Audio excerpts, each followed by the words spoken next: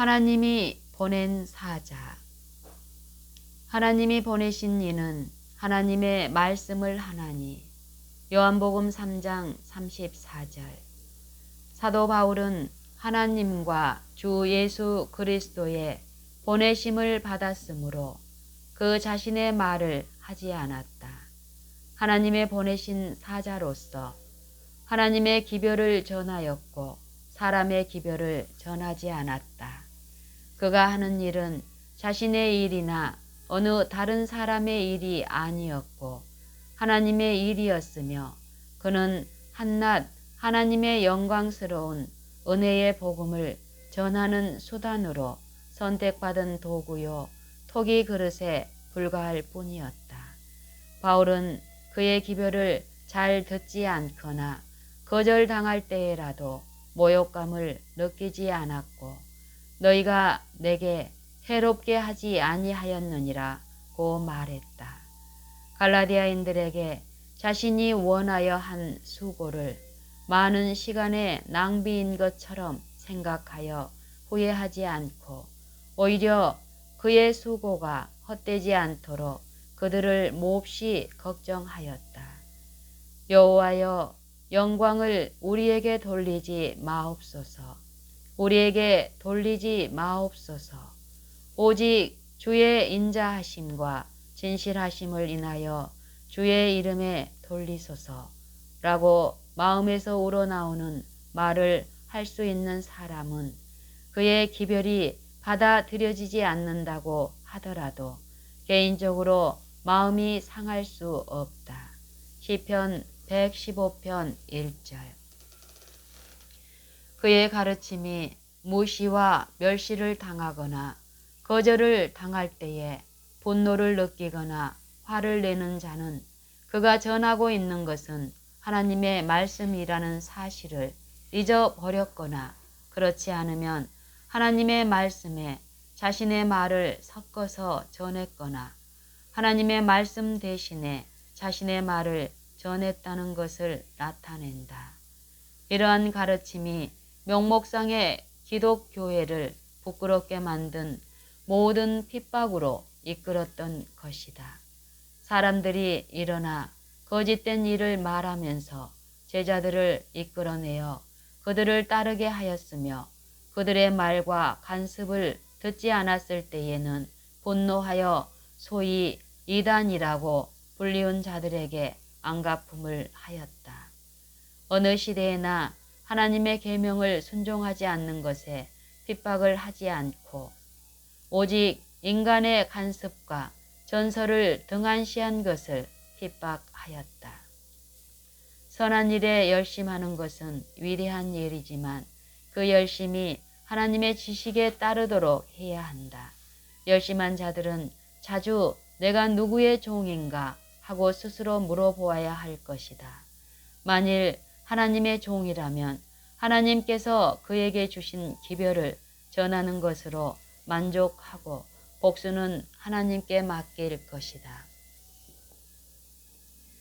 연약함 중에 능력이. 내가 처음에 육체의 약함을 인하여 너희에게 복음을 전한 것을 너희가 아는 바라. 본 서신의 부수적인 설명에서 갈라디아 형제들의 신앙 체험과 그것에 대한 바울의 관계를 쉽게 이해할 수 있다. 바울의 육체의 연약함으로 갈라디아에 머물러 있을 때에 성령의 나타나심과 능력으로 복음을 전함으로 사람들이 그리스도가 그들 가운데서 십자가에 못 박히신 것을 보았으며 그리스도를 영접하였으며 성령의 능력과 기쁨으로 충만하였다. 그들이 주 안에서 갖는 기쁨과 축복이 공공연하게 증가되었으므로 많은 핍박을 받았었다. 그러므로 그들은 이것을 아무것도 아닌 것으로 생각하였다.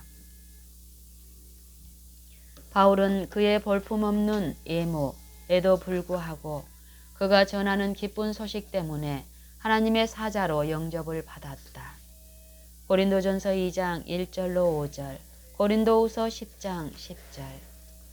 그들에게 전하여 준 은혜의 부요함을 높이 평가하였으므로 그의 부족을 채우기 위하여 그들의 눈이라도 즐거이 빼어줄 정도였다.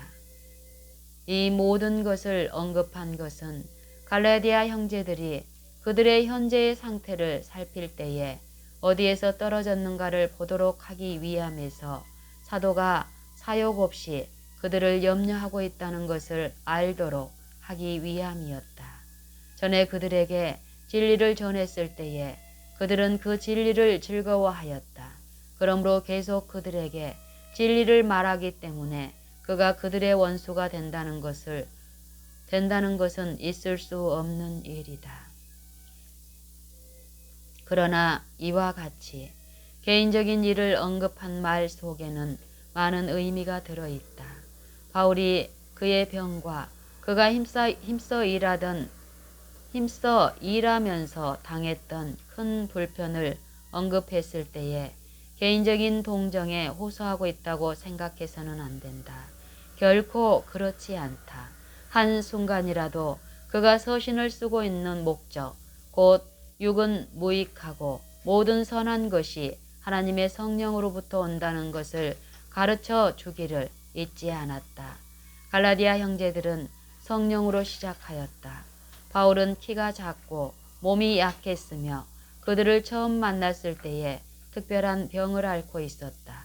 그렇지만 그가 거의 완전히 무력한 상태에 있었는데도 눈에 보이지는 않지만 그와 실제로 함께하는 자가 있다는 것을 누구나 볼 수 있는 그와 같은 큰 능력으로 복음을 전파하였었다. 복음은 사람의 것이 아니고 하나님의 것이다. 육신에 의하여 이 복음이 그들에게 전해진 것이 아니므로 그들이 받은 축복들은 육신에 빚지지 아니했다. 하나님의 능력만이 시작할 수 있는 일을 자신들의 노력으로 완성하려고 생각하는 것은 얼마나 눈이 멀었으며 어리석은 일인가. 우리는 여기에서 한 가지 교훈을 배웠다. 복은 어디에 있는가? 주님과 교제해본 사람은 누구나 그를 영접할 때에 기쁨이 있다는 것을 안다. 새로 계심한 사람은 밝은 얼굴을 하고 기쁜 간증을 하려고 언제나 기다리고 있다. 갈라디아 형제들에게도 이와 마찬가지였었다. 그러나 지금 그들의 감사의 말은 말다툼과 싸움으로 바뀌었다. 갈라디아서 5장 15절 참조. 나이 많은 그리스도인들이 젊은 개신자들 같이 많은 열심을 낼 것을 기대하지 않는 것은 이상한 일이지 않는가. 처음에 가졌던 기쁨과 첫사랑의 따뜻함이 점점 사라진 것을 당연한 일로 생각하는 것은 이상한 일이지 않는가. 그렇다 하더라도 그래서는 아니 될 것이다. 하나님이 그 백성을 책망하시는 것은 그들이 처음 사랑을 버렸다는 것이다. 계시록 2장 4절 참조.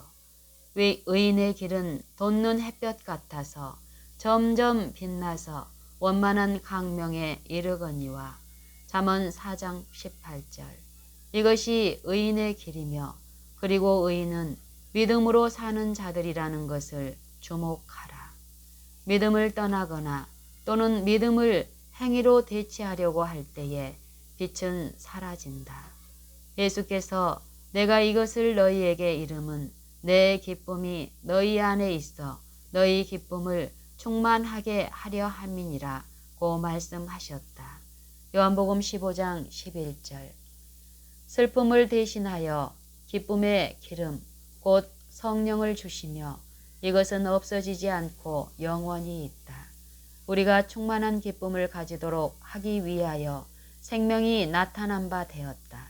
요한복음 1장 1절로 4절 참조. 생명의 샘은 마르지 않으며 졸지도 않는다. 그러므로 만일 우리의 빛이 어두워지고 우리의 기쁨이 재미없고 지루한 고욕으로 바뀌어진다면 우리가 생명의 길에서 벗어났다는 것을 알 수가 있을 것이다. 율법 아래 있고자 원함. 내게 말하라. 율법 아래 있고자 하는 자들아. 율법을 듣지 못하였느냐. 우리가 이미 본 바에 의하면 율법 아래 있다는 것이 그토록 비참한 상태가 될 수 없다는 것에 이의를 제기할 사람은 없을 것이다. 그렇지 않으면 갈라디아 형제들이 그 아래 있기를 원하지 않았을 것이다. 어떤 길은 사람의 보기에 바르나 필경은 사망의 길이니라. 잠언 16장 25절. 곧바로 사망으로 인도하는 길을 사랑하고 있는 사람들이 얼마나 많이 있는가. 그 길을 가는 사람들 외에는 누구나 이 길을 알 수 있다. 이렇듯 사람들은 그들의 행로의 정말을 똑똑히 볼 수 있음에도 그 길 가기를 계속 고집하여 의와 장구한 날보다는 고의로 잠시 제약의 날을 누리는 것을 선택한다. 하나님의 율법 아래에 있는 것은 그 율법에 의하여 쇠사슬을 차고 죽음의 선고를 받은 죄인으로 정죄받은 것을 의미하는데도 갈라디아인들 외에도 수백만의 사람들이 이 길을 사랑했으며 여전히 사랑하고 있다. 그 길이 말하는 소리를 들을 수 있으면 얼마나 좋겠는가. 그 소리를 듣지 못할 이유가 없다. 왜냐하면 그것은 내성병력 같은 소리로 말하기 때문이다. 귀 있는 자는 들으라. 성경이 무엇을 말하느뇨? 율법 곧 성경은 말하기를 계집종과 그 아들을 내어 쫓으라. 계집종의 아들이 자유하는 여자와의 아들로 더불어 유업을 얻지 못하리라고 하였다. 율법은 초계 같은 세상 일을 즐기는 모든 사람들에게 사망을 선고하고 있다. 누구든지 율법책에 기록된 대로 온갖 일을 항상 행하지 아니하는 자는 저주 아래 있는 자라. 악한 종은 어느 곳으로 내쫓김을 받는가? 바깥 어두운 데 쫓겨나 거기서 울며 이를 갈미 있으리라. 만군의 여호와가 이르노라. 보라, 극렬한 풀무불 같은 날이 이르리니 교만한 자와 악을 행하는 자는 다 초계 같을 것이라. 그 이르는 날이 그들을 살라. 그 뿌리와 가지를 남기지 아니할 것이로되. 그러므로 너희는 내가 호렙에서 온 이스라엘을 위하여 내 종 모세에게 명한 법, 곧 율례와 법도를 기억하라. 말라기 4장 1절로 4절. 율법 아래 있는 자들은 유대인이나 이방인이나 기독교인이나 해교도이건 간에 모두 사단의 속박, 즉 범법과 죄의 속박 아래 있으므로 내쫓김을 받아야 할 것이다. 죄를 범하는 자마다 죄의 종이라. 종은 영원히 집에 거하지 못하되 아들은 영원히 거하나니. 요한복음 8장 34절 35절. 그러므로 아들의 명분을 얻게 하신 하나님께 감사하자. 두 아들. 이 거짓 교사들은 갈라디아 형제들에게 진심으로 그리스도를 믿는 믿음에서 떠나서 그들 자신의 행위를 신뢰함으로 아브라함의 자녀가 되고 그렇게 함으로 약속의 후사들이 될 것이라고 가르치고자 하였다. 그들은 아브라함에게 두 아들이 있었던 것을 잊었다. 내 자신도 아브라함에게 한 명 이상의 아들이 있었다는 것을 모르는 어떤 유대인과 이야기를 나눈 적이 있었다. 육신을 따라 아브라함의 자손이 되면 약속된 유업을 보증받기에 충분하다고 생각하는 많은 그리스도인들이 있다.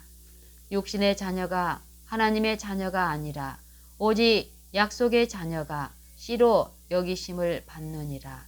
로마서 9장 8절. 아브라함의 두 아들 중에 하나는 육신을 따라 태어났으며 다른 하나는 약속을 따라 성령으로 태어났다. 믿음으로 사라 자신도 나이 늙어 단산하였으나 잉태하는 힘을 얻었으니 이는 약속하신 이를 미쁘신 줄 알미라. 히브리서 11장 11절. 하갈은 애굽인 계집종이었다. 계집종의 자녀들은 아버지가 자유인이라 할지라도 언제나 종이 된다. 그러므로 하갈은 종이 되는 자녀들만을 낳을 수 있을 뿐이었다. 그러나 이스마엘이 태어나기 오래전에 그의 종 엘리에셀이 후사가 되기를 원했던 아브라함에게 하나님이 분명히 말씀하시기를 그에게 약속하신 후사는 아무리 그의 집에서 태어난다 할지라도 종은 후사가 될 수 없으며 오직 자유하는 여자에게서 태어난 아들이라야 된다고 하셨다. 하나님은 하늘나라에 종들을 두지 아니하신다.